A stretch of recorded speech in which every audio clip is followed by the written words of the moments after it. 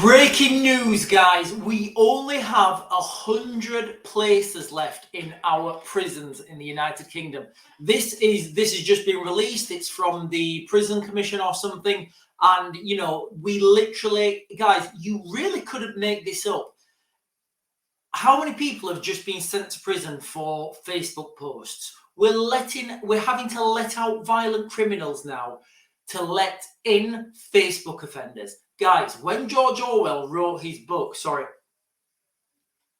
I've just realised how ridiculous I look with that on. When George Orwell wrote his book, 1984, it was kind of a warning, not a blueprint. Guys, the situation in the United Kingdom at the moment is going from bad to worse.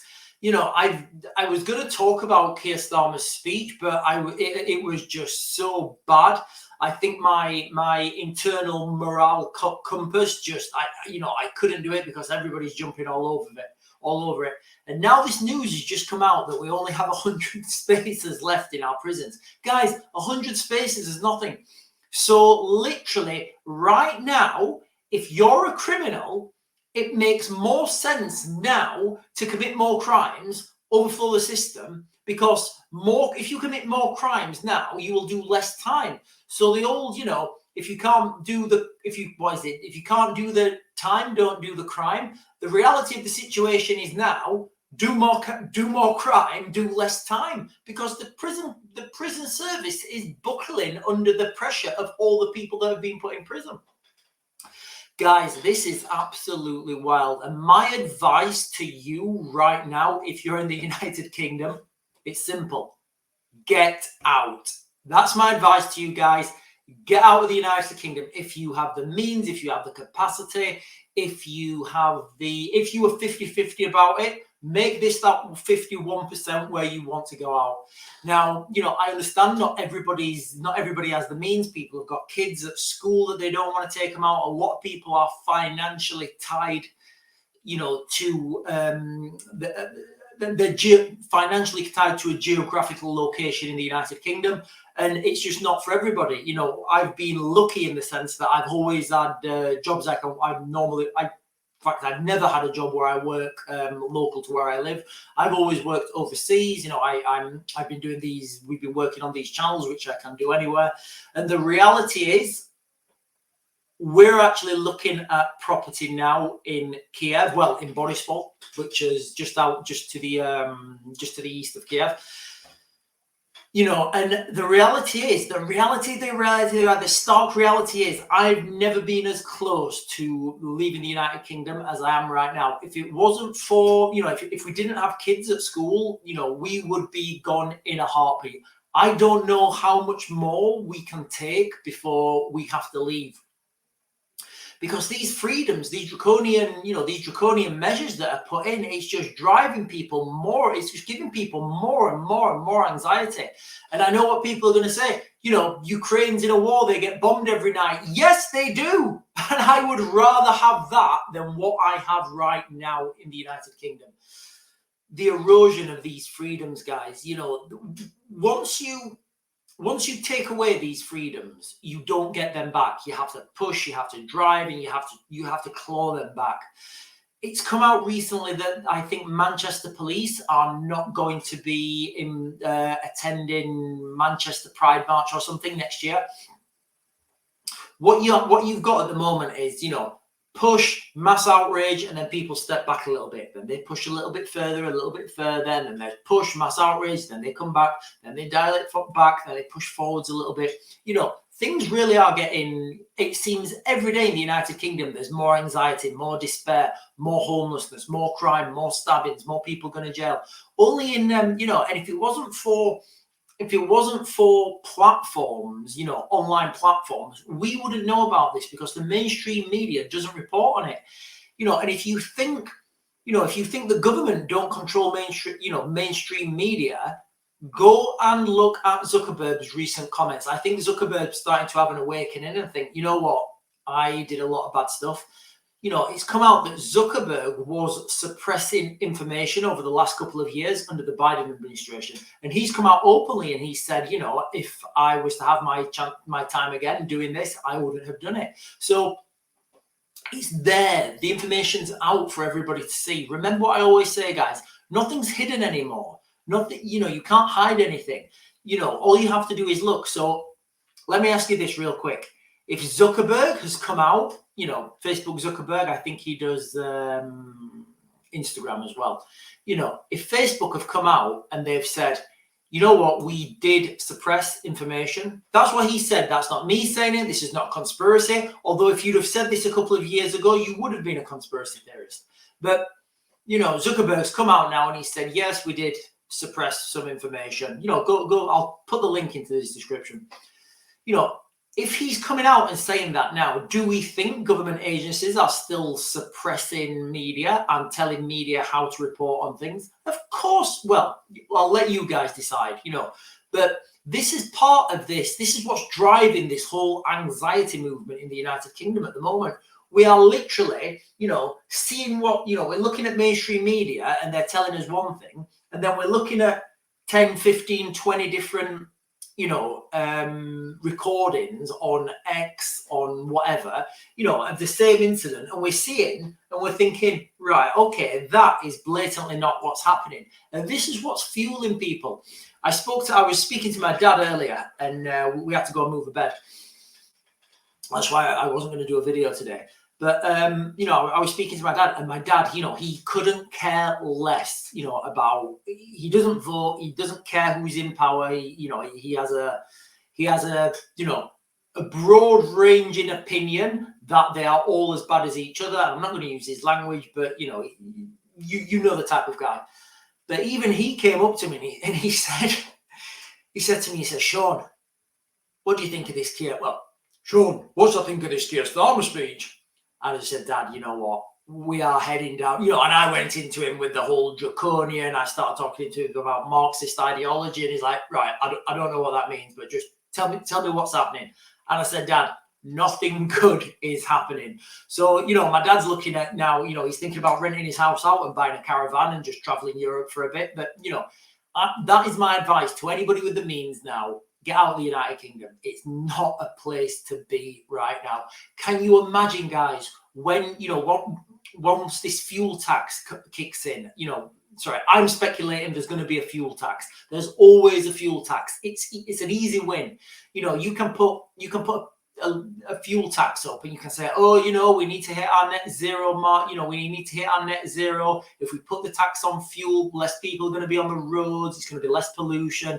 And yes, all that is true. Whether you agree with it or not, what he's saying is true. So it's like one of those win-wins for the taxes. So this Christmas, you're going to have a fuel tax. And by fuel, I mean petrol and diesel. And of course, there'll be some sort of tax on electric vehicles as well. Now, there's a sufficient amount of people that have got them. There's going to be energy increases. So gas and electric, that stuff you heat your house with and cook on. There's going to be benefits cuts. So people who are claiming winter fuel allowance, not the least, that's going to be cut. You're going to have tax raises. So people who are just about getting, those people who are just about getting by, they're not wealthy, but they're certainly not, they're not poor. They just managed to get through, day to day. They're going to be hit with a tax. Sorry, I keep saying tax cut. They're going to be hit with a tax raise as well. So that's going to put them on the back foot, and everybody's going to feel this. And this is going to come all around winter.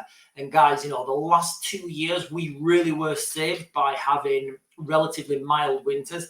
If we get a harsh winter this year, you're going to, I literally say this every video, if we get a harsh winter in the United Kingdom this year, we are going to see civil unrest the likes we have never seen before, because this simmering pot, it's not going away, And I even, I spoke to my dad about these, about these protests. He saw some of my videos. No, I wasn't involved with the protest. I was stood at the background, I was filming it. I've been, I have a lot of respect, guys, I have a lot of respect for the rank and file police officers who go out there and who want to do a job. And then, you know what, guys, if you talk to rank and file police officers, they will probably, a lot of them will support what the people are protesting. But the problem is the police officers, they've got to pay their bills. They want to get promoted. They want to get on at work. So they have to do as they're told. Now, I think you know, we'll see a change when police officers stop going into work. Can you imagine the scene, guys, right? The next time there's, you know, next time there's a terror attack, next time something happens and people are protesting and the police are there being heavy-handed. Can you imagine the, you know, can you imagine the solidarity if we saw the police officers just say, you know what, I'm done with this. Put their shields down, take their helmets off, put their batons off and walk off. That's all they need to do, guys. Because as long as the government know that they can keep using the police force to what's the word I'm looking for? To contain the population from complaining, they will keep doing that, you know. Sorry, I've lost my tangent. Where was I? Guys, somebody please put in the comments what I was talking about just then, because I can't. Yeah. So at wintertime, this is what's going to happen. You're going to get all these things come to loggerheads at wintertime. If it's a bad winter, you know, these things are just going to be compounded. It's going to be a lot worse. You're going to have Keir Starmer come up there saying, well, I will give every other person a glove and the other person a warm hat. It's going to be absolutely ridiculous. And all this is coming to, you know, to the crescendo. And all the time we're giving money away to other countries. We have a foreign aid budget of millions of pounds. We give, you know, we give 3 billion a year to Ukraine. And, you know, I'm the most pro-Ukraine person that there is. I've got friends who live in Ukraine. Like I just said, we want to move to Ukraine. It's a place where we've actually found a property near Borispol Airport. You know, so I totally understand what I'm saying when I say that pledging blank checks to people is not the best way forwards. You know, what do we get out of that as a country? You know, I mean, maybe I can move to Ukraine and get some of that £3 billion that they're pledging. I don't know. So anyway, guys, you know, all this stuff's coming to you know, all this stuff's coming to a natural tipping point. I think it's going to be here when the weather drops. And again, you know, whether the weather drops or not, I don't know. Certainly, it feels like it's going to drop. I mean, what is it now? It's 27th of August. And I've just been, again, I was with my dad and we was talking about, you know, getting wood because I've got a log burner. My house is, I don't have gas, you know, for my heating. I have a log burner.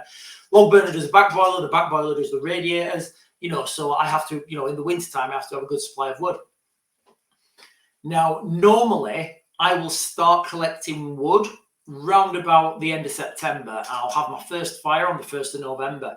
And we was talking, we were saying, you know what? It's actually, you know, likely that we kind of need wood now because the way the temperature's going. And, you know, if this is a sign of things to come, it just has bad things. So we're going to have the bad harvest this year. There's no question in that. The harvest this year is probably going to be one of the worst harvests we've ever had in the United Kingdom before, you know, as far as records began, basically, you know, because we've not been able to plant anything. We're going to have the fuel prices going up, and by fuel I mean energy, so your gas, your electric, your petrol, your diesel. We're going to have tax raises. It's going to be Christmas time, and then can you imagine if it's a particularly harsh winter as well? Guys, nothing good is coming if you live in the United Kingdom at the moment, you know. And, you know, I think, you know, again, a couple of conversations I've had, we was talking about what kind of dystopia we're going to have. Is it going to be a Mad Max dystopia?